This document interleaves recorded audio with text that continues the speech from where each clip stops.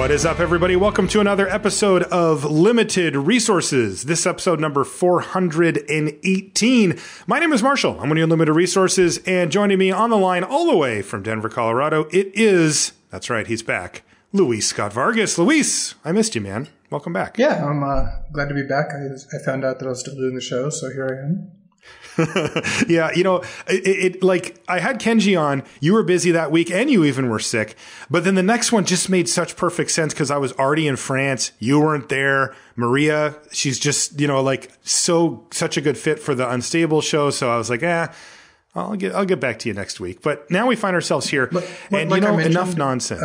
I'm not just going to disappear from the show. When I do quit, you're going to find out via sign off. So God, would you stop saying that? Every time a sign off comes freaks on. me out. I will be so like, if you ever did that, it would not be funny. I'm putting that on the table. It would not be funny. I would be so devastated. You did ask me if I had a sign off set up for today. I was like, oh, I got one. You did say that. I even offered you an alternate sign off, which you quickly rebuffed. All right. Well, I guess we'll just all hang on for the ride and see what happens. This week, though, we're back to business. Luis is back on the show, and we both wanted to do one of our kind of trademark hardcore level up topics. And we've got one for you this week, mastering complex formats. We're going to be talking about some of the more complex formats out there and how to get good at them, how to conquer them. And that's going to be our main topic. Part of it with the timing is that, we just had Iconic Masters on Magic Online. Vintage Masters is next week. And then Vintage Cube, but Holiday Cube is up for like a month. And I know a lot of people are excited about it. And we both have gotten a lot of people asking like, hey, how do you draft these formats? These are intimidating. These formats are hard. And well, they are, but we've got ways to kind of help you along those lines. So that's what our plan is for today. Right. So let's get into it. To kick things off here, our sponsor, channelfireball.com. That's right. The place to go for everything that you need Magic related on the internet. You're also going to get a bunch of awesome free content. And I talk about this every time, but it's really worth checking out. If you want to watch, I've got a couple of Iconic Masters drafts up there. I know you do as well, Luis. But, if you're into Constructed, if you like to dabble in Constructed, you can watch Corey Burkhart play Standard. He's playing Blue-White Cycling on a video. If you want to get ready for Legacy, we're going to be watching a little bit of Legacy in the coming year at some of these GPs. Andrea Mengucci's playing Omnitel there, so you can watch that. Again, sticking with Modern, you can watch Corey Burkhart play Grixis Control, kind of the deck that he's famous for on there. And you can also, of course, read a bunch of different stuff from some of the best players in the world in written form as well. Yoel Larson put up an article about ranking the archetypes in Iconic Masters draft, right? So this is, now it's a little bit behind us, but this went up when it was very much still there. And, look, if you're still playing it at your local shop, it can be relevant. And, he goes through and kind of picks out his favorite archetype. So it's just always great to get different perspectives, and you can do that. While you're there, hey, Christmas is coming up, holidays are upon us, and they've got a holiday gift guide. You can find stuff for your Magic friends or whatever, plus a bunch of great sales, of course, are involved with that as well, including stocking stuffers like, limited resources, sleeves and deck boxes, stuff like that, all at channelfireball.com. Next, I want to thank all of our patrons. That's right. Patreon.com is where you can go to support the show directly. I've sent a message out, by the way. If you are a patron, pop over and check on the Patreon. They are restructuring a bit how the fees work. And I'm not in love with the way that they're implementing it. It doesn't seem to be a disaster, but it could definitely be better. And it's certainly relevant information if you are a patron. And I wrote up a thing on that. I won't go through it here just because, most people aren't. But if you are, it's worth your time just to double check. I always want to make sure that you're happy, content, and that everything's transparent about what's going on with the Patreon. And you can make sure to find that there. If you are a patron, you, of course, get to submit questions for the Patreon question of the week, which I think I'm going to put up a new thread for. It's been a little while. This one comes from Will, who says, Marshall and LSV, thanks for the great show every week. You are welcome, my friend. You guys are almost always talking to me on my way to and from work. Awesome. I know a lot of people do that. In fact, I do too. And when I had a desk job, I also listened to podcasts nonstop when I was commuting. It says, question, I tend to draft the same stuff all the time, and I stay away from both counterspells and card draw and discards in favor of creatures and removal. Maybe to a fault. In what situation do you prioritize card advantage and counter spells? I thought, Luis, that this would fit somewhat into our theme here, as that these are things that become more relevant in certain types of complex formats. They do. Mostly, I don't prioritize counterspells because unless you are drafting one of the like throwback type formats like Vintage Masters or Cube, we're not going to see very many good counterspells. Counterspells just tend not to be very good. I think the last counterspell I really liked was Countervailing Winds and Hour of Devastation. So in general, counterspells are just not that great. Like you can pick a couple up for your sideboard, but it's not something I tend to main deck. On the other hand, card advantage can be really important. The slower the format is and the more efficient removal the format has, the better card draw becomes. And by efficient removal, I also could mean good defenders. So, cards like Overgrown Battlement, 2-mana 0/4 that taps for a green. This is the kind of card that makes me want a card draw because it defends you and it even ramps into your kind of expensive card draw. So I think in general, the good rules of thumb are if the format's slow and if the format has a lot going on, it tends to be better to have card advantage and to some extent counters. But in general, I think you should prioritize creatures and removal. Those do tend to be better, especially in most modern limited sets. Yeah, I think you're on the right track as well, Will. So generally keep it. Just make sure that you don't ignore them when they do seem particularly powerful. Specifically, card draw spells in certain types of decks can be a necessary thing. Okay, we're going to do a Crack-a-Pack here, Luis, and I just could not stand to do another Ixalan Crack-a-Pack, so we're going to do one from, let's just say, an expert level set. This is from Future Sight, which is, yeah. Anyway, so we're just going to do a quick Crack-a-Pack. I'll read the cards, but it's going to kind of give you I'm trying to get you in the right mind state to talk about, complex draft formats, and this is a great place to start. So first one is called Venser's Diffusion. It's 2 and a blue for an instant. It says return target non-land permanent or suspended card to its owner's hand. Let's just kick off the complications right away. Well, this card ended up not being very good. Bouncing suspended cards or creatures was just not card advantage, and this format wasn't fast enough to really take advantage of the bounce spell. So I'm not very high on Venser's Diffusion. All right, this one's called Judge Unworthy. And by the way, I will remind you listening at home, this was just a set that they released. This isn't a cube. This isn't some this was modern a set Masters that just came out and you're expected to draft it and play it. Yeah, it's called Judge Unworthy. It's 1 and a white for an instant. Choose target attacking or blocking creature. Scry 3, then reveal the top card of your library. Judge Unworthy deals damage equal to that card's converted mana cost to that creature. Oh, this is a good card. Good, clean fun. Scry 3s are already a dubious thing to put on a common, but hey, here we are. So yeah, this generally did the job. You could almost always rely on to do 2 to 3 damage. Sometimes you could try and spike and kill a 4 toughness creature, but in general, 2 to 3 damage plus a scry, leaving a spell on top. This card was good. It wasn't like ridiculous first pick, but it was a card I would be fine taking. This one's called Kavu Primarch. I actually know this one. 3 and a green for a 3/3 with Convoke. I'm not going to read that. It's got a kicker of 4, and if the kicker cost was paid, it gets 4+1/+1 counters on it. This card was okay because Convoke lets you tap your creatures to cast it, so you could often play this kicked, but it was also just a big vanilla creature, so I never was really super high on the Kavu Primarch. Oblivion Crown is 1 and a black for a aura with flash, chance a creature, and the creature has discard a card. This creature gets +1/+1 until end of turn. This card is extremely bad. You're sinking multiple cards in before you even get a first +1/+1. Emberwild Augur is 1 and a red for a 2/1 goblin, and it says you can sack it to have it do 3 damage to target player, but only during your upkeep. Yep, the Augurs was a cycle. There's 5 of them you can sack during your upkeep to do something. Is this real? Yeah, the set is just absurd. It is about as close to a silver border set as you get. It just feels like they're just messing around. This one's called Aven Augur. Hey, look, another Augur. This is a blue one. 3 and a blue for a 2/2 flyer. You can sack it to return up to 2 target creatures to their owner hands, and guess when you can do it? On your upkeep. Yeah, both this and Emerald Augur are okay. I think I'm still taking Judge Unworthy first, but yeah, these cards are fine playables. Sporoloth Ancient is 3 green for a 4/4 fungus. At the beginning of your upkeep, you get a spore counter on it, and creatures you control have remove 2 spore counters from this creature, and you get a 1/1 Saproling. This one was very good. There's one of the themes in this format was Saprolings, where they would get a counter each turn, and you could remove 3 to make a Saproling. Well, Ancient makes it so all your saplings trigger off 2.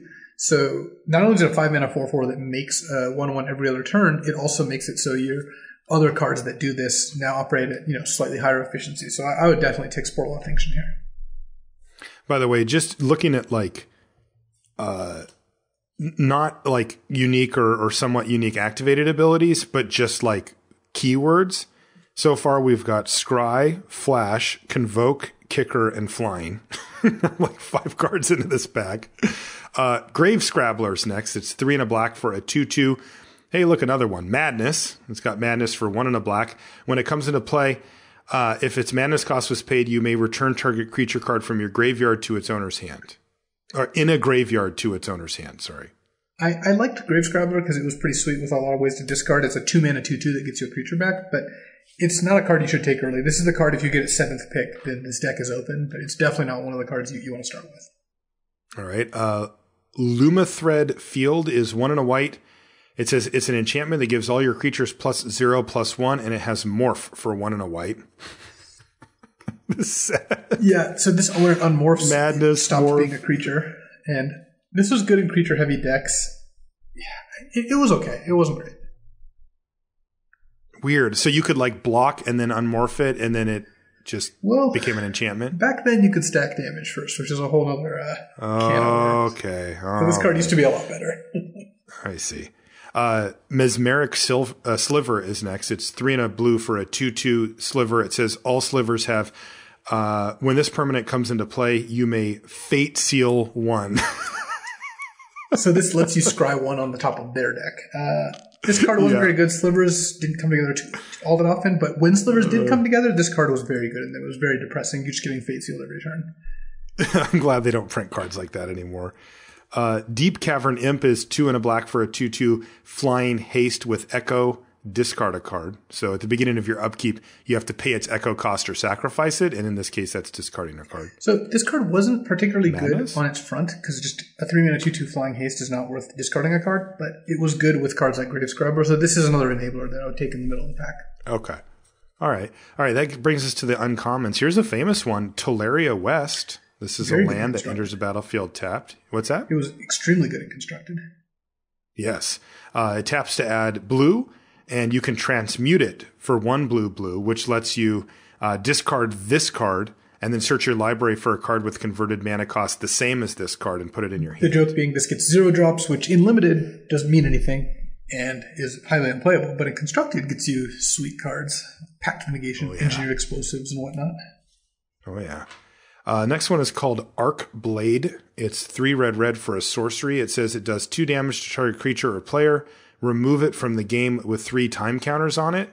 Oh, neat. And then it also has Suspend 3 for 2 and a red. So what happened? So it just kind of keeps coming back? Yeah, this casts Shock every 3 turns, which that's neat. Yeah, it's pretty good. I think that Sporloff Ancient was probably better just because of how the decks worked back then, like the sapling deck being good. But Arcblade is not a card I'd fault you for taking either. All right, Flesh Writher is 2 black for a 3/3 horror with Transfigure 1 black. I don't even know what Transfigure is. I don't remember either. I think it's like maybe you sack it to go get a creature with the cost equal. Yeah, sack it. Search your library for a creature card with the same converted mana cost as this creature and put it into play. So it's like Transmute but from in play. And it's sorcery speed. Yeah, this just doesn't seem as good as Arcblade or Sporloff Ancient, though it's probably the 3rd best card. So you can sorcery speed sack this to go get another 4-drop. Yeah, if you have a good 4-drop. So you wouldn't want to take this super early, but if you have a good 4-drop, this becomes a lot more appealing. I think our rare might be a good 4-drop. Yeah. It's called Corlash Heir to Blackblade. Ooh, I played this card in Constructed. This is a 2 black for a star with stats equal to the number of swamps you control. Mm-hmm. And you can pay, 1 and a black to regenerate it. Yeah. And then it also has Grandeur, which means you can discard an additional copy of it to go get 2 swamps and put them into play. Yeah. But that's not going to happen in draft. Yeah. Still, 4 mana, 3/3 or 4/4 with regeneration is pretty good. This is still probably the 3rd best card in the pack, but Corlash was, so he... Okay, so what are we taking here? Because I have no idea. Okay. Just a great card. There were some nuts comments in the set. The whole set was just nuts. I hope you don't mind this walk down memory lane. Yeah, I really enjoyed it. And like I said, I'm trying to get our listeners primed up and off of the Ixalan mentality and into the, hey, there's more to Magic than, two tribes and a few color pairs or whatever. And that leads us, of course, to our level up topic here. So this is complex formats and how to conquer them. So first things first, we got to set the table here, Luis.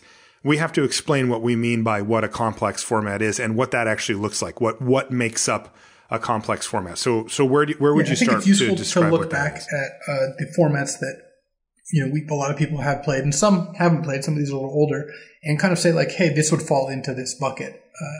So the first is formats that have like very strong themes, and all the modern masters had very strong themes. Cube had very strong themes, or always has very strong themes. I'm just defaulting to something like the Magic Online Cube, which is pretty close to a generic cube at this point. Rise of the Eldrazi, original Innistrad. These are all formats that were defined by their themes. So one thing that's interesting is I want to note that Ixalan is not something I would actually include in the... First of all, I don't think it's a complex format. Second of all, I actually don't think the themes are that strong. And I just want to bring it up because it is tribal and the current set. But if you look at the tribal payoffs in Ixalan, they're just not that high. Like, the average vampire deck has maybe 2 to 3 cards that care about vampires, right? The pirate deck has like 0 to 2 cards, or sometimes like as high as 4. Merfolk only has like 3 or 4 cards that actually care about Merfolk. So I don't think Ixalan's themes are that strong. You just see those decks being drafted because Ixalan also has like a pretty low amount of playables. So I just wanted to note that Ixalan is not something I would include in this, even though it seems like it could fall into it. Okay. Other complex formats are formats with high amounts of synergy and build-arounds, which are outside of the normal just linear themes. So this is something like Hour of Devastation. Cube again falls into this category, and like Shadows over Innistrad. Because if you remember Shadows, it's not like there was really a Clue deck all that often, or a Delirium deck all that often, or a Werewolf deck all that often, but there was a lot of synergy within those things, and people drafted, with that in mind. Yeah, and this is a big one, by the way. The build-arounds thing. You will see broad-based build-arounds and even more narrow build-arounds in these type of formats, and notably, you will not see them in the formats that don't really meet this description. This is to me, once I see a bunch of viable build-arounds, I know that we're already starting to lean in that direction. So the last category is formats that just have high individual card complexity. Future Sight's off the charts here. I'm almost not even counting it because it's just unbelievably weird. But Iconic Masters, Cube. Cube shows up in all of these. It should. Return to Ravnica. Like, the cards in Return to Ravnica are pretty complicated. There's a lot of activated abilities, things happening on the board, cards that do multiple things, like modal cards. And that means that the format, it lends themselves to particular kinds of games, and that the format takes a little bit more knowledge to get into. So the complexity is kind of ramped up by a lot of these sets having more than 3 to 5 mechanics, master sets, Cube, of course, and then, Time Spiral. Again, its own thing with a million mechanics. Yeah. And so by looking at this list of formats, it's not that just these formats are complex. These are also a lot of formats that people herald as being among the best. So I think it's really useful to learn how to approach these formats, because as distinct as these all are, and we could go deep on each single one if we really wanted to. Don't worry, we're not going to. We know these are older formats. There are some ground rules that can really help you when you approach all of these. Because, for example, Iconic Masters, right? That was the format that was just online. When we jumped into that, we didn't jump into it with no prior knowledge of how to draft this kind of format. We didn't jump into it and be like, whoa, what's going on here? We didn't know exactly what was going on, but it didn't take very long for us to identify something like Amass the Components as being very important and very good. And it took me one draft. Right. And that's because, we have drafted a lot of these kinds of formats, and despite there being individual differences, you can learn how to be better at all of these. So yeah, and it is significantly different than the normal approach, right? Like that's what's good in Magic Origins is just will not fly in Rise of the Eldrazi. Right. So if I think that, a lot of our listeners are like, I'd like to get better at draft. I will listen to these guys talk every week about this and try to apply these lessons to what I do. And that's great. But if you think that that's a blanket approach, it won't work for you, because you'll try to apply the same theories and the same ideas that we're teaching you for Ixalan, and you're going to do it for one of these more complex formats. And it's actually, I know it sounds crazy, but you'll actually probably do worse because you're trying to, apply these theories, these ideas that work well in the system that they're in. But when you take them out, they actually could, reverse you. So this is where we're going to talk about some of the pitfalls. And these are some of the ones that I see happen over and over again. And it's how you lose when you're like, well, I've been doing pretty well in Ixalan. All right, I'm going to jump into Iconic Masters, and you just get shellacked. And it's like, oh, yeah. So you're like, hey, cool combat tricks. Yeah. Some other hallmarks of complex formats is slower formats tend to be more complex just because long games do lead to more decisions and more complexity, more things on the board, and more things going on. They also have higher reliance on good finishers and conserving removal. One of the things I dislike the least about a lot of the really fast or modern sets is that when your opponent plays, a 4-mana 3/4 and you've got a kill spell in your hand, you just have to kill it because it's pretty big. It'll hit you for a lot of damage. And if you fall behind, if you just don't spend your mana on turn 4, right? If you have like -4/-4 for 4 mana, you're just going to end up too behind to win. Older formats, you'll take 2 or 3 hits off a creature because you need to kill their Serra Angel. And you know that eventually you can blank their Hill Giants. That's just not the case in a lot of these formats. In Ixalan, if you have 3 mana and a Vanquish the Weak and they play a card, you're just going to kill it, right? You kill it. When do you not kill it? You just on the spot kill it. In these more complex formats, you're often going to find conserving removal as a skill. So that is a good not only way to kind of identify these formats, but a good thing to keep in mind when playing them. It's also always makes the games more interesting for me when you have that option, right? Because, what you're really getting at here, Luis, is you don't have the choice, right, in Ixalan nearly as often as you would here. And again, that's the complexity growing. You touched on the longer games, more decisions, the board's more developed. Like all of these things are adding to your mental load, right? Like whether it's static effects on the board or whether it's more cards in your hand or whether it's more choices that you make with your removal spells or your attacks or your draw step or any of these things, these are all piling up to create something that looks much different than like an Ixalan or something like that. So to take a look at some of the formats that we identify as non-complex, formats that had pretty weak build-arounds like Origins and Battle for Zendikar. Though once Oath of the Gatewatch came out, I actually thought the build-arounds got a significantly amount better in Battle. But at the start, like Origins was the best example of all time, right? There was just all these uncommon build-arounds that you should just never take and not draft. Right. And we didn't know that going in, but then you try them out and you just get smashed over and over and you're like, no, this isn't a thing. And then formats that are really fast tend not to be that complex, like Original Zendikar, Triple Amonkhet, Ixalan. These are formats where the decision making is lower and more compressed, and like your mana curve matters more, and all of these things that push you away from these kind of more complex games. But again, I want to reiterate, you see both of these. Magic sets fall into both of these camps, and it's not binary. It's not like this format's complex, this format's simple. It is a scale, and if you want to put cube on one end of the scale at a 10, and if you want to put probably like Origins at like pretty close to a 1. I think Origins was one of the most straight up Magic I can just remember. Sets fall on this scale. It's not like black or white. Ixalan's like maybe a 3 or a 4. Original Zendikar was like a 4. Hour of Devastation was like a 7, etc. Future Sight's like an F, whatever that means. It's just not on the scale. It's right. cute. It's off the charts. So let's take a look at some of the keys on what you need to understand to kind of get these complex formats. The first one is speed. We just kind of talked about this. And the reason you need to know about speed is you need to know when you need to interact and the kinds of cards you need to have in your deck just to survive. So I think a good way to start this out is like, by what turn do you need to do something to not fall behind? In Zendikar, if you didn't have a 1-drop, sometimes you fell behind. Same with Triple Amonkhet. In Ixalan, if you don't have a 2-drop, you feel pretty behind. Yep. And in most normal sets like that, it's the 2-drop slot, right? That's the kind of the focal point for this. That is the one that's almost binary, which is like, is this the kind of format where you need 2-drops or not? And I'm not saying 2-drops are bad in these formats. It's not, but you don't need them. Like you can have an Hour of Devastation draft deck with 2-drops and you don't feel like you can't win.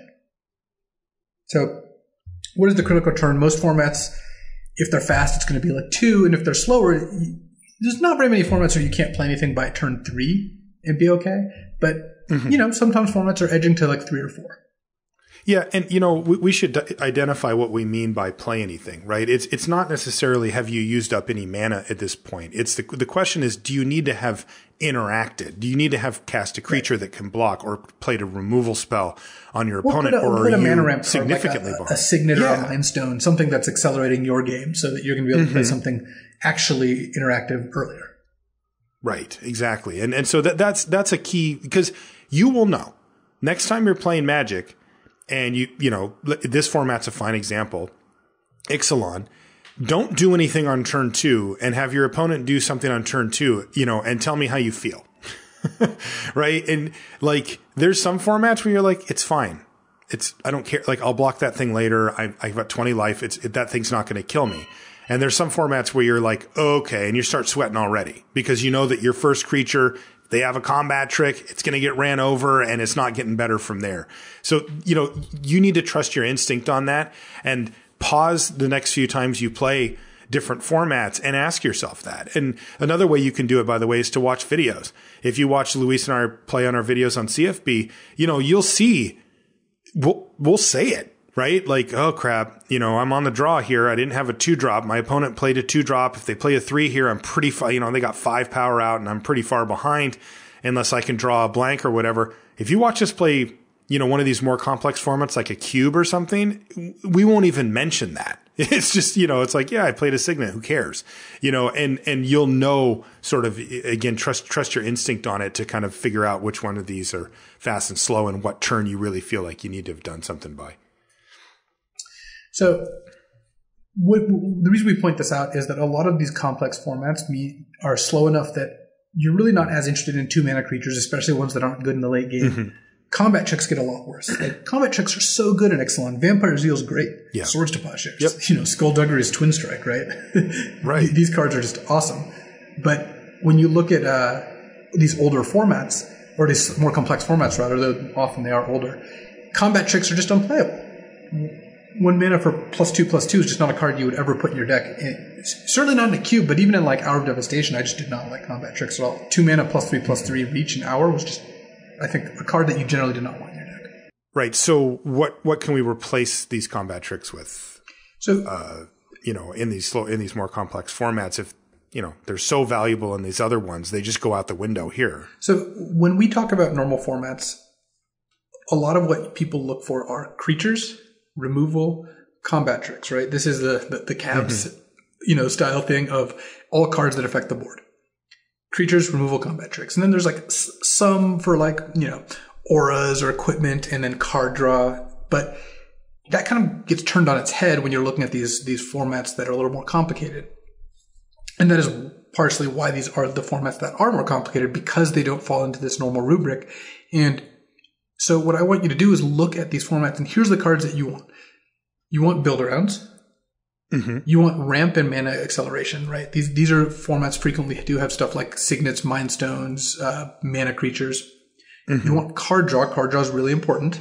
Good card draws at such a premium when there's better removal and everyone's cards are good. You still want removal. Removal's still good. Doomblade is great in Iconic Masters. Yep. It's still playable in Cube. These cards are good all around. What loses out are creatures. Like, you do still want creatures, but you want your creatures to be accomplishing something. You generally do not want 3/3 for 3, or even sometimes 4/4s for 4. And you don't really want combat tricks because the game is less about creatures and there tends to be better removal. Mm-hmm. And then sometimes you're even going to have more conditional cards like counterspells, like disenchant, cards that kill enchantment artifacts. Like, I started main decking that in Iconic Masters. Yeah. And I find that you have a little bit more wiggle room. Again, this is a function of the fact that you're not under as much pressure, right? If it's specifically in the slower versions of these complex formats, because sometimes you recognize the fact that your deck has a weakness, right? It is really not good against this artifact or this enchantment or something like that. And you might even be able to carve out a slot for like a flexible, a naturalized effect or a specific type of counterspell or something like that that might actually fit into the deck, which is weird because normally you really don't want to do that. But when you start, think about when we had Mike Sigrist on the show, right? And one of the things he talked about was kind of this idea of like, I want to be able to beat every card you have. Oh, sorry. That was thinking right? about when we had Siggy on the show. Every time. I'm just forever scarred by the fact that he just had like, I assume it was like a quarter in his hand, was just like jamming it on the table. Well, at some point he picked up a deck and started shuffling it. And I told him the next time we mention Sigrist, I will not bring that up. Yeah, sure.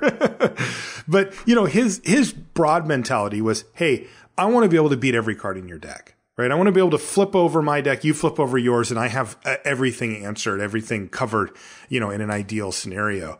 And, when you start doing that, you start thinking about, well, what are the things that I can't beat? What are the problems that I could have? And you may be able to carve out a slot to shore up one of those weaknesses, even because format can be slow enough to accommodate it.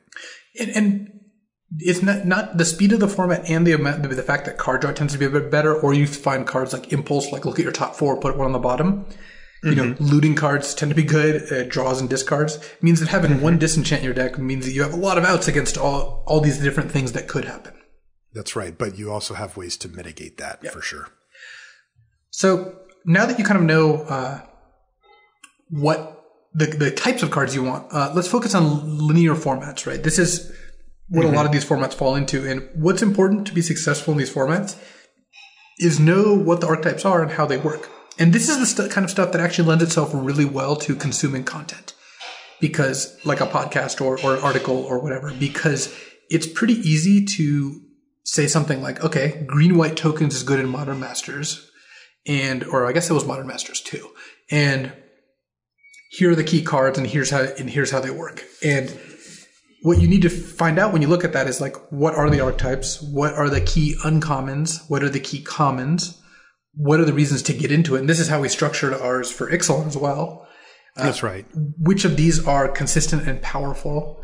And which of the cards do well in these archetypes, but let you kind of shift between them? The pivot cards that, like let you jump from one to another when one isn't open. Again, to kind of tie this to current formats, one of our complaints about Ixalan is that there aren't very many pivot cards because there are just fewer ways to jump from one to another. If you're Merfolk in pack 1, let me tell you, you're Merfolk in pack 2. There's just not a real good way there's no exit strategy. No. Yeah. And anyway, well, I'm not going to go down that road, but I agree. So, moving past linear archetypes, which those are easy to describe. That's honestly, I think if you had to like 80-20 rule, if you had to really try to like get better at this in a very small amount of time, just like learning the archetypes, like actually Joel Larson's article on Iconic Masters, if you're still looking to draft that, and even if you're not, it's a good example. He just goes through all the 10 archetypes and here's the important rares, commons, and uncommons, and just talks about what they're doing. That takes you like 10 minutes to read, or you can even have it open while you're drafting, and that will give you a good handhold. Like, these formats aren't that complicated. Yeah. Actually, a good way to put that, by the way, is that's what we're trying to get as quickly as possible when we're, thinking about a format and then starting to draft it. So, and that translates very well. What's more complicated is what's coming up next, which is synergy. And this is moving beyond the, like, I'm drafting green-white tokens, I'm drafting affinity, I'm drafting dragons. And it's more saying, like, I'm drafting cards that work together well, cards that work together towards a plan, but they're a little harder to identify than, like, I'm going to take all the cards that say Merfolk and all the cards that say cares about Merfolk. It's not that hard to figure out that you want to put River Herald's Boon on your Merfolk. That's just like what the card says. Right. But a lot of these synergistic cards, especially in older formats or synergistic combinations, aren't level 1 obvious. You don't look at them and say, like, aha, this is exactly what you should be doing. Like knowing that if you draft Ancestral Vision, right, suspend, draw 3 cards, that you really, really want cheap removal, that's not something I expect people to be like immediately like, yes, I exactly understand this.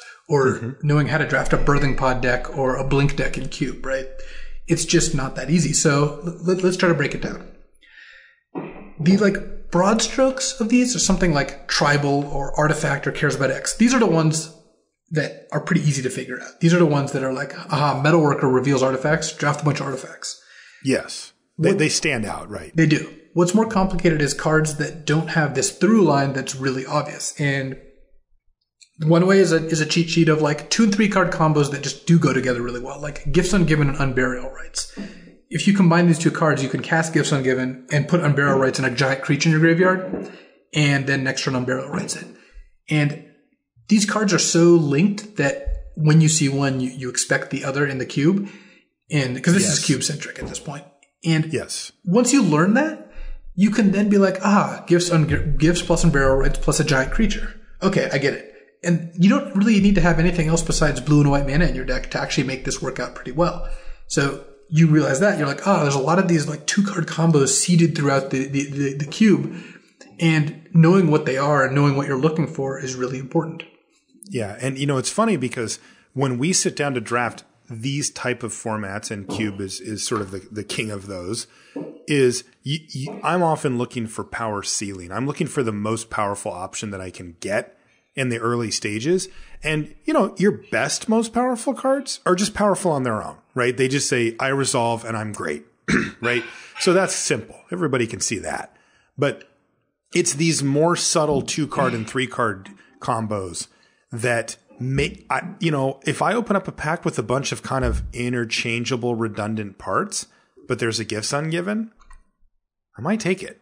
Because I might think, if I can get the Unburial Rites and pick up any number, one of any number of huge, scary creatures, I could make a really powerful 1-2 punch with this combination of cards.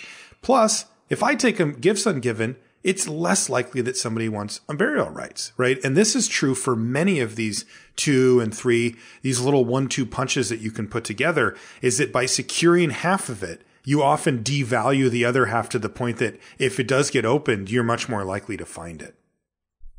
And that's critical as well. If I pass a Kiki-Jiki, I'm a lot less likely to take a Pestermite later because I know that someone else has sailed a little. Yeah, someone else took the Kiki-Jiki. I'm not going to get it, and it means that other people are looking for the cards that go to that deck, the other pieces. So it is critical to know what you're kind of signing up for when you take one of these cards. To take that one step further. When you pass Kiki-Jiki and it wheels, hey, nobody else is caring about this. So maybe it is open. Because I'll tell you what, if somebody had taken a Pestermite, and by the way, the combo we're talking about is, either Splinter Twin plus Kiki-Jiki plus any spell, any creature that can make, that can untap. Restoration Angel and Zealous Conscripts also kind of feed into this whole thing. That's right. These are infinite creature combos that you can use to kill your opponent. And they're 2-card combos.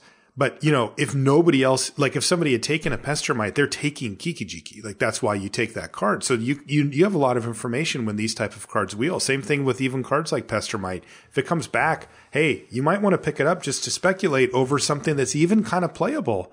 Because you think, well, the upside's so high. You could have a 2-card combo that just wins me the game on the spot and nobody else seems interested in it. I'll try it. These are those type of things. And there's even some absurdly powerful ones. They used to have Time Vault in the Vintage Cube or whatever. And that was just stupid. I mean, I think Time Vault was a bridge too far. Time Vault with the ways to untap it, like Voltaic Key or Ralzeric, just ended the game so often, so quickly, and so uninteractively. But again, look, if you find yourself in that cube, which, you and I did many times, hey, you need to know. We just all were in the queue. It was weird. Yes. But, you need to know that, right? Like if you look at Time Vault, you might be like, oh, I remember that card. Cool. I can skip my turn and then take another one later. That's pretty cool. But, Luis and I would be sitting across from you like, no, that's not what that card's for. You're looking for Voltaic Key. You're looking for Ralzeric. You're looking for ways to untap that card and go off, right? That's the idea with Time Vault. And if you didn't know, you might just think, oh, it's just a card. You might look at Kiki-Jiki and you might think, oh, I can get some value. Or if you're really new to Magic, you might think like, oh, a 2/2 with haste. Cool, right? I can attack my opponent with it. But, we know. How do you stumble into a cube if you're attacking your opponent? Yeah, I do feel bad for you if you're taking Kiki-Jiki to beat down. But yeah, and this, by the way, illustrates the complexity of these sets is that you and I, Luis, we picked, Kiki-Jiki plus the infinite combos, the, Pestermites of the world to just win the game on the spot. But there's a lot of combos with Kiki-Jiki that aren't you win on the spot, but are still really good. Value cards like Snapcaster Major that have enter the battlefield effects that are really powerful or worth repeating. Those also work with Kiki-Jiki, and you need to kind of have a scale in your head of, where you want that to be. Now, the number one is, okay, I'd like to win the game right now. Thank you very much. But, there's a whole range of those for these type of cards. And yeah, I honestly think that, like, especially in Cube, these little card-to-card combos are so critical. These are the things that I look out for. And I think something that you said a minute ago, Luis, is really the sort of that caps off like why this is so important is if I see one of these cards in the Cube, I will full on assume that the other one's there. Yeah. That's how important these are. And this is a way to, especially when it comes to Cube, breaking it down, because Cube is the most intimidating format. I know that because I talk to a lot of people who are like, even experienced players who haven't Cube before, are like, I don't have the first idea of what's going on in Cube. If you learn all these 2-card combos, and then from there you can expand, like, when you look at the Splinter Twin, Kiki-Jiki, Pestermite, Deceiver Exarch, Restoration Angel, Zealous Conscript deck, besides just learning about that combo, you start learning about what makes that deck tick, what kind of counter spells you want, what kind of removal spells you want, what kind of mana acceleration you want, and you draft it a few times, all of a sudden, like, I understand this. I actually know what I'm doing, and this is pretty consistent because Cube tends to be pretty consistent. To go to a non-Cube set, when you're drafting Iconic Masters and you pick up something like Angelic Accord, which says if you gain 4 life, make an angel. All of a sudden, you're looking for things like Bubbling Cauldron. You're looking for big life linkers, and you're looking for like Seeker of the Way or Student of Ojutai because you've got this one card and you've got these like. The Cauldron's the best example of a 2-card combo because that combo is really good. It just lets you sack a creature to make an angel every turn. But all these other cards, they kind of just fit so nicely there. And then from then on, you can expand your knowledge about the deck. But you just have to start with knowing what the thing driving the deck is. Yeah. One other thing I wanted to mention along this vein, Luis, is the idea of cards which are replaceable or just do what they say on their surface versus cards that are not. Right. And a lot of the cards that go in these card-to-card combos or these really powerful 1-2 punches are the latter. Right. They are cards that have I'm not going to say fully unique, but a much more rarely seen effect on the game. For example, Gifts Ungiven is one that we mentioned that lets you search up, in this case, just 2 cards and put them into your graveyard. Right. But you're getting back Unburial Rites. And you might think, well, Unburial Rites is a card, but by the way, it's 4 and a black, return a creature from your graveyard to the battlefield. It has flashback for 3 and a white.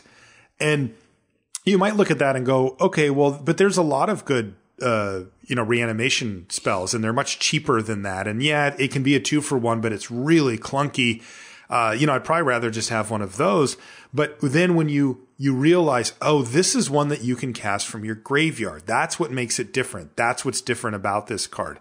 And Gifts Ungiven, right? You might look at that and say, oh, it's kind of a card advantage-y thing where I can go, search up these different cards from my deck and I get the 2 worst ones or whatever, but it's still 2 good cards that I got to choose. And, when Luis and I see that, we're not thinking that as the first option. Right.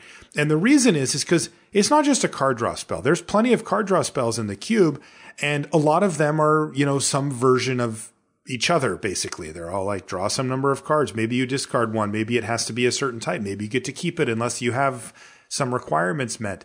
But what you really start to look for are the type of cards that do things that other cards can't do.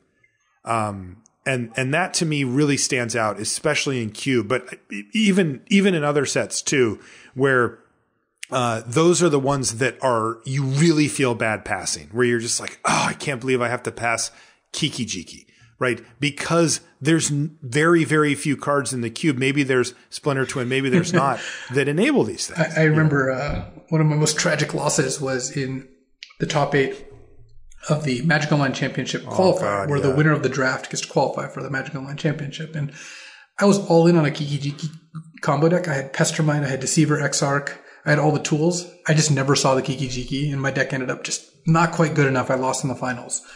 And that was me being all in on this and just not getting there. Did you lose that to Tutane Clan? I did. I remember this. Yeah, that's a tough memory to drag up, but yeah, but anyway, I look at the packs that way. There's a million 2 and 3 mana rocks. Now that doesn't mean that they're bad. You might want all of them, but those are replaceable. Kiki Jiki is not replaceable. Like the only thing you might get is Splinter Twin. If you're looking at Time Vault, there's no other card in the cube that does what Time Vault does. In fact, Time Vault's not even in the cube anymore. So, that's just gone, right? There's a card called Academy Rector that if it dies, you get to search up an enchantment and put it on the battlefield. That is an effect that you just don't see on other cards, right? There's just no other card that can just search up an enchantment and just put it into play. So if you're looking to try to take advantage of those type of things, you're going to need to know which ones are like that. And I think that people tend to get too caught up. I was trying to teach, my buddy Adam about some of this stuff for the cube, and he was really getting caught in the weeds on like, well, is this 2 mana rock better or worse than this 3 mana rock that has a slightly better but different ability? And of course, I could give you my mana rock power rankings, right? But what's more important is that you understand that mana rocks are mana rocks. They're going to tap for mana, and that's what they're going to do. And some of them are a little better than others, but that's a whole group of cards that you just can sort of check off that, like, I know what the deal is with these cards. It's the ones that can do things for you where they're not replaceable that you need to make sure that you understand, because you might be passing the most powerful card in your deck if you don't understand what they do, or if you just go, it's too complicated, I'll just take this counter spell. Well, you know what counter spells do? They counter spells. And you know what? There's 10 of them in the cube. Oh, yeah. Right? And they all do the same thing. They make you pay more mana or they counter the spell, and you get different benefits and bonuses depending on what they are. But once you understand what a counter spell is, again, you're just talking about, is this one of the better ones or one of the worse ones? But once you understand what Splinter Twin does, right, now you're like, oh, okay, now this is a card that can win me the game on the spot. And that is something that I think is like, when you start getting good at cube or even complex formats in general, that starts to stick with you. This is a card I will not have another shot at during the course of the draft. So do I want it or not? Where you see a mana rock or a counter spell, you're going to get another shot at one of those type of effects. To go back to Hour of Devastation, Oasis Ritualist was one of the cards, or Naturalist? Ritualist, yeah. The 2/4 that tapped for 2 mana of any color if you exerted it. Yeah. This card ended up being, I think, the best green common, or maybe second best, but either way, one of the best cards. It jumped up so high in the power rankings because this did something that no other card did. It double fixed you and double ramped you. Yes. And it was huge, really irreplaceable. And that's the example of a kind of card which there weren't very many proxies for it, whereas there's a lot of like ways to finish the game. And there's even a decent amount of removal. And there was a lot of things that you could get, but you just couldn't pick up anything that was nearly as good as this. So even in normal sets, you kind of have this effect. Yeah, very good example. And, to be clear, we didn't know that right away. Yeah. It took us actually quite a while. We underrated this card for sure.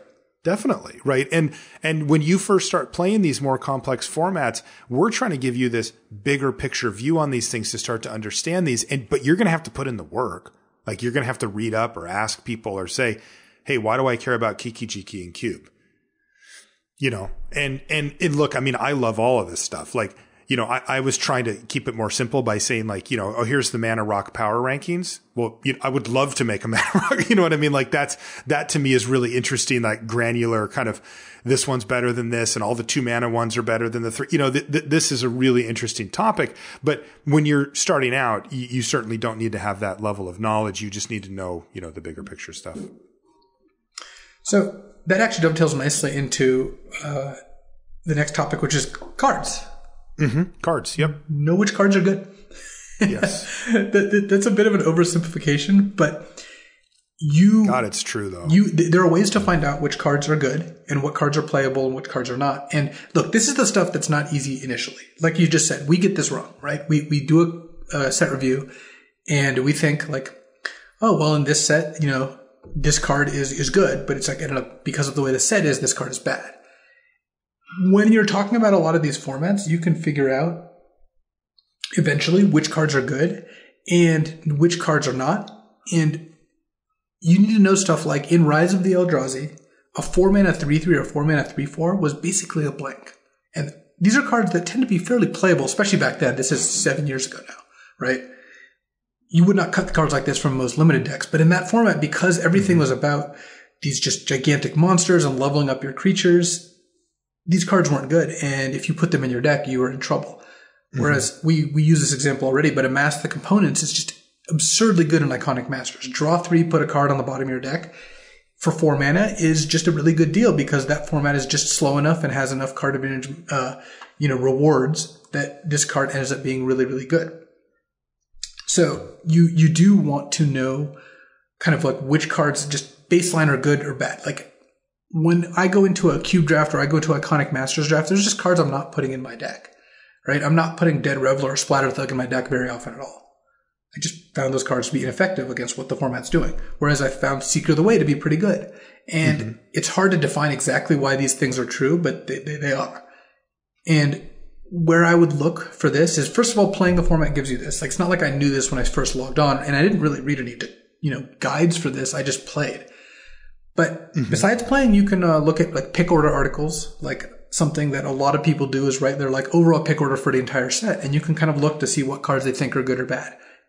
Keep in mind, this is what they think. I'm not saying they're right. It depends who you're talking about, and it depends on, their experience with the format. But you can also look at like streams. Like when you see someone streaming a draft of a format and they say, they open a cube pack and they say, these are the 3 cards I first pick. You can then look and see like, wow, they really think that all these other cards, like they think Sword of Feast and Famine is much worse than Polluted Delta, which I think it is in almost any cube. Right. And that's going to like blow your mind, especially if you're newer to cube. Yeah, and it's interesting too because that can be difficult to parse because, you and I, we have strategies that we like in cube, and we have strategies we don't, right? And so I would view it as like data points, right? Like, okay, here's what Luis wants to do in cube, and this is some combination of what you think is really good, but also what you think is what you want. It is critical that especially when you're talking about streamers, they're going to stream what they enjoy. Yes. But, so that's just something to keep in mind. But you're going to learn a lot. Like, seriously. Yeah, trying to figure out. That example you gave was great, by the way. Yeah. And we'll talk more about examples like that, especially. In this next subject, which is know what fixing looks like and know what the playable counts are. In formats with very high playable counts, like in Cube or Hour of Devastation, I like rarely found myself, short in cards in that format. It's really a lot more value to take cards like land, like the cycling lands in Hour were such a high pick. Dual lands and shock lands in Cube are such a high pick. Bounce lands in Iconic Masters. That's because everyone's going to end up with 23 to 28 good cards. So it doesn't really do you any good, the 25th, 26th, 27th card, right? You're just not playing them. On the other hand, if you spent 3 or 4 of your early picks on lands, you still end up with the same number of good playables, maybe slightly worse, but you got an extra 4 picks of your draft in your deck. And it's an oversimplification, but it is, at the base level true. You got to play more cards that you picked. And bounce lands are great. Fetch lands are great. These are the kind of cards that make it so that you have an actual good mana base. Cycling lands are great. You don't flood out as often. So knowing what the playable counts are in the format, and a lot of these formats tend to have high playable counts because there's a lot going on, and knowing what fixing looks like, and whether it's good or bad lets you decide whether you want to splash a color. Like in Iconic Masters, if I'm blue-white, I'll often take a card like Lightning Helix or Doomblade because it's pretty easy to splash. You get your bounce land, you get an Evolving Wilds, and you're good to go. Whereas there are formats where you just can't splash. I have not found, like for example, in Zendikar was so fast that splashing was insane. You wanted to build your decks to have 11 swamps and 6 insanely mountains. Bad. Yeah, exactly. It was insanely bad. It was crazy to do. So, by the way, I have to say that knowing the playables thing, very big deal, because if you know that there's a ton, you can speculate.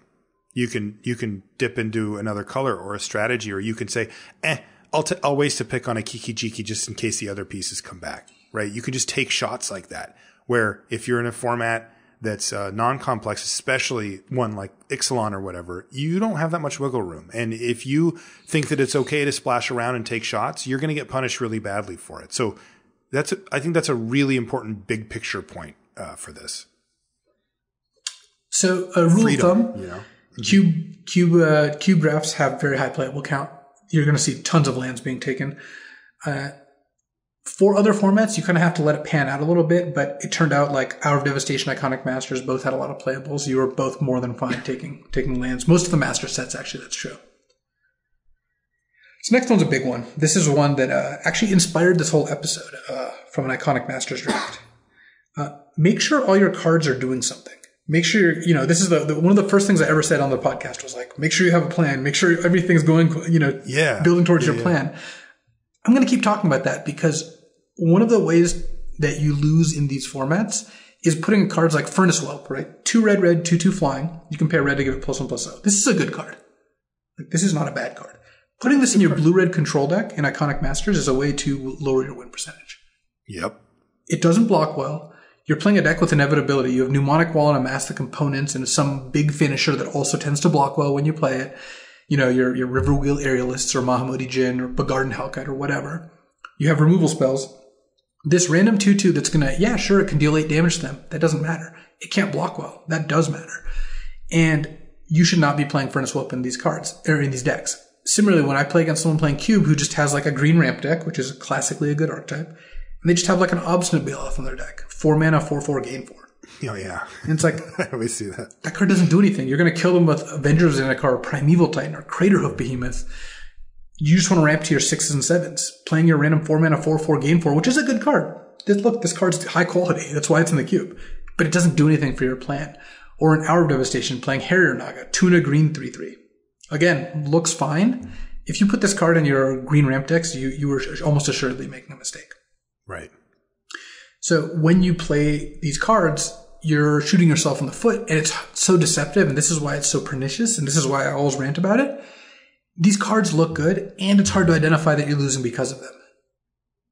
You play your Obstinate Bailoff, and your opponent, counters it with a 2-mana spell. You don't really think much of it. Or they don't counter it, and you hit them for 8, but then they go off with their combo. You don't really think, it was Obstinate Bailoff that lost me the game, because it's hard to identify that. God, it's weird, isn't it? It is. Because it did its job, and it looked like it was a powerful card because it's in a powerful set or whatever. But that was a speed bump to you getting up to the higher mana, and you ended up being too slow. Or that should have been a more powerful effect, or an effect that augmented your primary game plan more than just being a value card. It's really interesting. So if I had to say, to wrap things up, if you wanted a point-by-point list of the way to improve your win percentage in these formats is don't play bad cards. Don't play the cards that, especially the ones that look good that aren't bad, that are off plan, that don't kind of further your deck's game plan. Know what game plans and archetypes and synergies are good. Sometimes that's hard, but sometimes it's pretty easy to find a breakdown. A lot of these sets are designed such a way that it's just very easy to identify, like Gifts Ungiven on Burial Rites, Splinter Twin Pestermite, Affinity, white-green tokens, black-red dragons, white-black life gain. Like, these are things that are not that hard to learn once you know them. Once you find the tools to do that. And if you do those things, if you just know what synergies and plans are good and just don't play cards that don't further them and don't play these cards that are not good in the format, you're going to get a lot of edge. When I play against someone in Cube and they play these cards, or they have a mana-based fall basics because they didn't take any non-basics, that's a big edge, even if they know some of this stuff. You can just, if you cut the dead weight, your deck's going to get a lot better. It does not feel that complicated once you've gotten into this mindset, but it's so different than normal drafting that you're going to take, it's going to feel a little weird, making that leap. But once you realize there's these two different worlds, you can just go between them pretty easily. Mm-hmm. Yeah, this is a part of the core of this is that you're going to have to put in some work.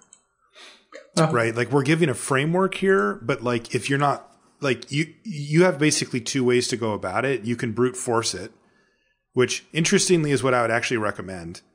Though you're going to have to take some hits to get there, that's what I had to do when I first started playing Cube, because you mentioned it earlier in the show that you thought, some people thought it was overwhelming. I did. I was like, this is just stupid. I can't know all these cards. I remember when I first drafted Cube, I've watched a ton of people in their first Cube experience. You always draft these like black-green decks that have all good cards in them, and you just get, taken to the woodshed by these blue decks with cheap counters and these green ramp decks that just have only elves and titans, and that's it. Yes. And you're just sitting there on your obstinate Baloths, and your Thruns, and, and your swords, and you're wondering, like, what just happened? Yeah, why did I lose this? Or your opponent counters everything you do or kills everything you do. They suspend Ancestral Vision on turn 1 and then go Miscalculation, Remand, Snapcaster Mage, and you're just like, all at the end of it, you have no cards in your hand. They have 5 cards in their hand. And you're like, something happened here, but I'm not sure what it is. Right. So anyway, I was saying, get in there and do it. You also can put in the work. You can read up on the formats. You can study them, especially for the non-cube complex formats. Like I'm thinking of the Masters sets. Yeah. They tend to have a pattern to them, and you can certainly know the archetypes going in, or at least a rough idea. You will not necessarily know how good they are, but we did a primer show on it without having drafted it, and our stuff was pretty close. Like I think we were pretty darn close to it. To where it was. You're going to have to do the normal thing that you do for any set, which is to evaluate these things. But I actually believe that while it's good to read up and do these things, there's really no substitute for just diving in and trying stuff. And I actually just recommend doing that. But you're going to have to put in that work before you do, because you're going to see gifts ungiven, but you're not just necessarily going to know off the top of your head that Unburial Rites has to be in the cube. You'll see somebody do it to you. And they'll put an Elish Norn onto the battlefield or whatever. And you're like, well, okay, I guess the game's over now, but you should make a mental note. Oh, that's what that's for, right? Maybe you see Voltaic Key floating around the cube and you're like, why would I what is that, for a mana rock or so? Like, what is the point of that? And then you see somebody go off with the Time Vault. You're like, oh, okay. I see what this is all about. And you start kind of marking these things down and you'll get there. But these are always the best. It is complicated. Right? It took us a long time to get the hang of Hour of Devastation. And I'm still not even confident we knew what was going on at the end of the format. Like, you're not always going to get there right away, but especially once you've kind of gotten into this mindset, you can just look and there's just these, like, again, easy heuristics to just be like, generally don't play like vanilla creatures that are in the middle of the mana curve. If you want like 1 and 2 drops, play all 1 and 2 drops. If you want, counter spells and card draw, don't have random cards in your deck that don't accomplish those goals. Yeah. And let us know how it goes. We're always curious to hear. Yeah, this is the kind of episode we actually love feedback on, because this is not only a complicated thing to dive into, it's hard to distill it in a way that you walk away from it thinking like, I'm better at this thing. So, if there ever is a time to give feedback, arming you for battle, but this is the kind of episode where we'd love to know what worked and what didn't. Yeah, so hit us up. You know where to find us. Tell Marshall what didn't work. Tell me what worked. So to tell me, I'm Marshall_LR on everything, and Luis is LSV. That is, of course, going to do it for the show this week. I want to remind you, this show is sponsored by ChannelFireball.com, the place to go for everything you need Magic related. The holidays are coming up. If you want to get your friends some Magic stuff, or if you have a family member or whatever, head on over to Channel Fireball. They're going to have everything you need, or maybe buy yourself a present. You're worth it. And you can find good stuff there. Also, if you need money for the holidays, sell your cards back. You've probably got a pile of rares that, aren't really doing you any good. And Channel Fireball will buy them back. They will give you cash for them. And if you would prefer to trade them in, you can get 30% bonus back as well. So really cool and certainly well worth it. You can find everything related to the show on lrcast.com, by the way. So if you have any questions or links to any of the stuff that we do, Luis's stream, YouTube videos, blah, blah, blah, blah, blah, it's all on lrcast.com. And like Luis said, always open for feedback. We love getting it. And we always hope that these level up shows help inch you closer to being a great limited player and even just a great Magic player in general. That's going to do it for this show. We'll see you next week. So on theme, I actually want to talk about 2 limited formats that are often heralded as great, which I think are wildly overrated. The first one is Invasion. I wish I had an opinion on that. Okay, tell me. Well, Invasion is heralded as one of the best formats. It's like one of the first multicolor formats. It was coming off the heels of Mercadian Masks, which is a truly abysmal set. And it had all these sweet cards and all these like really powerful things going on. The problem I have with Invasion, having drafted it a lot, including recently, is that the mana fixing is abysmal. It's just terrible. Oh, this is Invasion. Yes. Yeah, I had when Kenji was on the show, I asked him about it.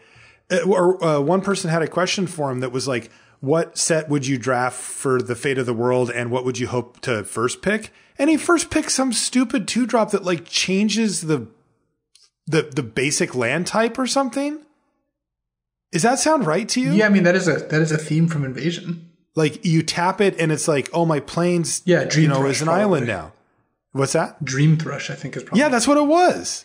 Yeah, I'm like, that's the set you want to play. That doesn't sound fun at all. It's 1 and a blue for a 1/1 flyer. Taps to change any land, so you can change their mountain to a swamp. So this is a format where everyone's playing 3 colors.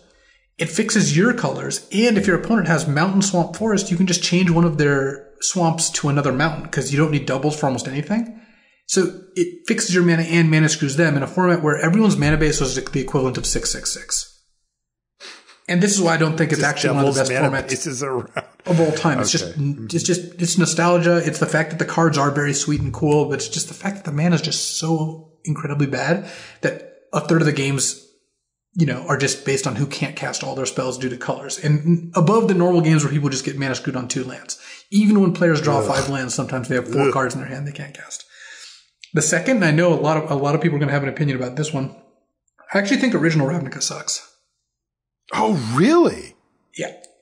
So another one that I didn't draft, by the way, but I have a few times and is certainly popular, especially when I started playing. Oh yeah. Look, I'll jam it when it comes back on Magic Online. But the reason I think it's bad is that if everyone knows what they're doing, I think the experience is not good because. Oh my God! I bet you're right. You know what I think the best blue card is? What? It's 1 in a black. Or /blue hybrid. So one blue /black. You can cast your 4 in a blue or 1 in a black. It's a 1/2. 2 tap Fate Seal target player. Oh no! So it actually mills. So you 2 in a tap. Look at the top card of target player's deck, and you can choose to mill it or not. Okay. Lurking Informant. The way to win in that format is just to play a bunch of Lurking Informants and make it so your opponent never draws anything good. It's Lantern Control. It's both the Lantern and the Codex Control limited. And the other blue commons are 6 mana, 2/2, put a creature back on top of your opponent's deck. And then 3 mana, draw 3 and whatnot. But, and then bounce lands, when people don't know that bounce lands are good, it's pretty abusive to just take a bunch of bounce lands and just wreck your opponents because you just draw 2 or 3 extra cards a game. Yeah, that's funny. I actually think that Ravnica is not a great experience when everyone is doing the right things. Like Peel from Reality. Funny. Return target creature they control and target creature you control to owner's hands. When you play your 6 mana 2/2, but all can dismiss her, and you Peel from Reality, you played a 6 mana 2/2, put their creature on top, next turn they play it, next turn they attack, you block, you bounce your creature and their creature, then you play it and put another creature back on top. It's just like, your opponent's just in there doing nothing. Yeah. But it's so funny. I actually think you're right. Because you know what one thing Magic players love is to be clever and to know something that other people don't. Oh, yeah. But when Ravnica came out, this show didn't exist. You could maybe read an article a week or something on some website, but people didn't strive for limited knowledge like they do now. And now if you want to keep up, you have to read, you have to listen to the show. You have to read stuff to try to make sure that you're keeping up with what everybody's doing. If everybody's doing it, do you really feel clever? Yeah. Is it really fun to first pick lands if everybody knows? I will play it, and I do feel clever when I cast my Dismissers and my Lurking Informants, but it feels like a format where half the people, more than half, just are playing a bunch of unplayable cards, and you're playing these cards that are really, really twisted and really good. And I think that if it was released right now, either Invasion or Ravnica, people would not sing nearly as high of praises. That's really interesting. So those are my wow, some hot takes. Hot takes, yeah, something like that. I like that. Just to add an addendum, because I actually really love that question. If the Fate of the World was in my hands and I had to first pack a card. Mm-hmm. Thing is, I want to take Umezawa's GTA, but there's no format where you could first pick it. Because it was Betrayers. Oh, it was weird. It was in the second or third set from a block. Yeah. Oh, weird. I think it would have to be RTR and I first picked a pack. Yeah. Patrick Reddington. I think GTA was better in the format than Pack Rat, but you can't first pick it. So if you want to go by the original thing, look, if the world is on my shoulders. It's a sad state of affairs. I'm going to battle with a Pack Rat.